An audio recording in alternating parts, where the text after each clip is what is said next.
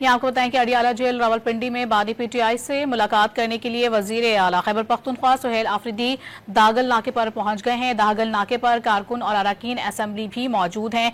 इस वक्त क्या सूरत हाल है जानेंगे। डॉन न्यूज के नुमाइंदे ताहिर नसीर हमारे साथ मौजूद हैं। ताहिर बताएगा, सूरत हाल आप क्या देख रहे हैं इस वक्त? दागल नाके पर मौजूद हैं खैबर पख्तूनख्वा के वजीर आला, मुलाकात हो पाएगी आज? जी बिल्कुल, देखें आज बानी पीटीआई से सेंट्रल जेल अडियाला में मुलाकात का दिन है।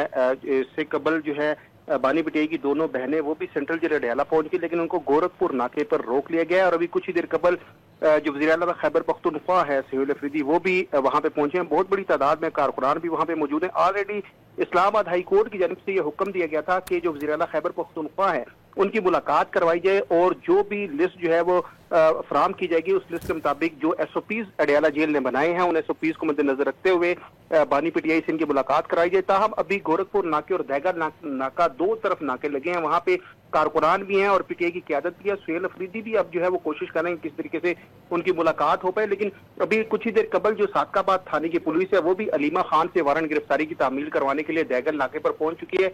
DSP अजहर शाह ने अलीमा खान से वारंट की तामील करवाई है और यही बताया जा रहा है कि कुछ ही देर कबल जो है कुछ देर बाद जो है बानी पीटीआई से मुलाकात की इजाजत मिल जाएगी और सुहेल आफरीदी जो वज़ीर आला खैबर पख्तूनख्वा हैं उनकी मुलाकात जो है वो बानी पीटीआई से करवाई जाएगी। जी बहुत शुक्रिया आपका ताहिर।